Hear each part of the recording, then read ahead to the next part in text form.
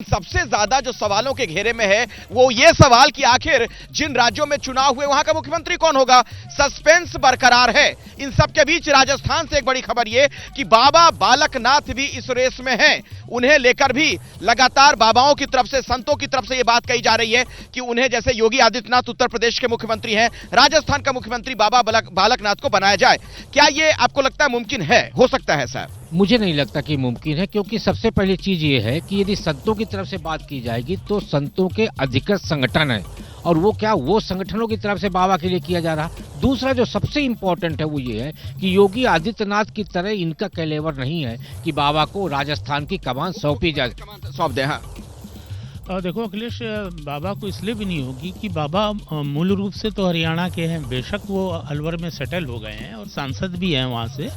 और मेरा ये मानना है कि भारतीय जनता पार्टी में एक ही भगवाधारी रहेगा, वो योगी है, योगी आदित्यनाथ। बाबा बालकनाथ का नंबर आ सकता है? नहीं, बाबा बालकनाथ का नंबर नहीं आएगा। उसकी बड़ी एक वजह है कि बाबा बालकनाथ अभी भाजपा में 5 साल पहले ही आए हैं। दूसरा, प्रशासनिक अनुभव भी नहीं है। लेकिन अगर योगी आदित्यनाथ तुलना करें तो योगी आदित्यनाथ तो बहुत लंबे समय से राजनीति में थे और लंबे समय सांसद रहे। लेकिन मुझे नहीं लगता कि बाबा बालकनाथ के नाम पे चर्चा होगी। नहीं, चर्चा तो हो रही है। अच्छा, आपसे सवाल है कांग्रेस से, ये है बाबा बालकनाथ कहीं बन गए अगर सीएम तो आप लोगों के लिए तो और मुश्किल बढ़ जाएगी। आप लोगों को धर्म वाले मुद्दे ने बड़ा डेंट किया है उससे भी।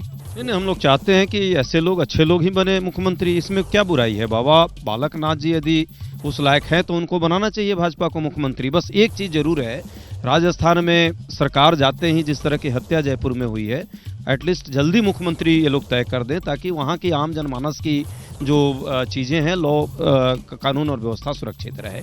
आरपी सिंह जी, इस पर कुछ आप बोल पाएंगे? बाबा बालकनाथ का नंबर आ सकता है? पहले तो कानून व्यवस्था की बात कौन करें, जिनके राज्य में लोगों के गर्दनें काटी गई और जिस प्रकार से वहाँ पर हुआ वो सब जानकारी में। परंतु बाबा बालकनाथ जी हो, सुंदरा जी हो या कोई और हो, ये मैंने कहा पार्टी के विधायक मिलकर तय करेंगे और वह मैसेज ऊपर आएगा, उसका उस पर चर्चा होगी। ठीक है, मैं इस पर आऊंगा सर। लेकिन अभी एक बड़ी खबर आ गई है। जिस तरीके का बयान एक डीएमके के सांसद ने दिया है उसकी बहुत जबरदस्त आलोचना हो रही है। मैं अपने दर्शकों को बताना चाहूंगा, डीएमके के सांसद हैं सेंथिल कुमार, उन्होंने विवादित बयान दिया है। सेंथिल कुमार का बयान मैं आपको बताता हूं।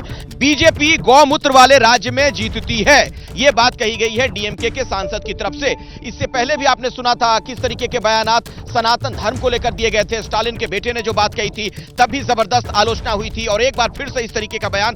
क्या पहले आप सुन लीजिए क्या कहा गया है, उसके बाद इस पर चर्चा करेंगे। People of this country should think that the power of this BJP is only winning elections and mainly in the heartland states of Hindi and what we generally call as the Gomutra states.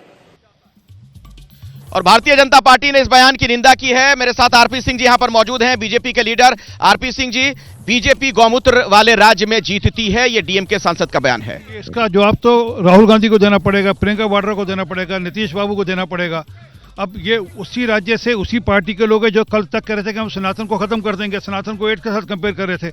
Outcome देख लिया। मैं अपेक्षा करूंगा कि कांग्रेस अपनी नीति स्पष्ट करे और अपना स्टैंड क्लियर करे। ये बयान सही है अजय जी? देखिए, गोमूत्र के संदर्भ में यदि उन्होंने कोई टिप्पणी की है और गलत टिप्पणी की है तो मुझे लगता है ठीक नहीं है। लेकिन गोमूत्र का मतलब तो हमारे लिए बड़ा ही वो एक तरह से धार्मिक दृष्टिकोण से भी है और आर्थिक दृष्टिकोण से भी है।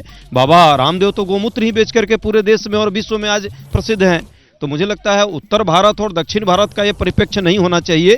पूरे देश के लिए गोमूत्र एक जो है अपने आप में हमारी परंपरा का, हमारी संस्कृति का, हमारे विचारों का एक वाहक रही है। गाय, गोबर, गोमूत्र। जैसे ही घड़ी का काटा दोपहर 2:30 पे आए, बबीता जी का दिल सास बहू साजिश के लिए मचल जाए।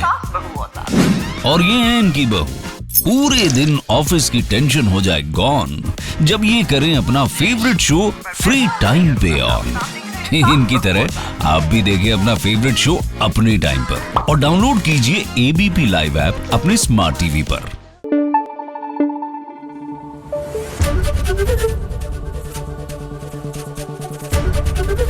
एबीपी न्यूज आपको रखे आगे।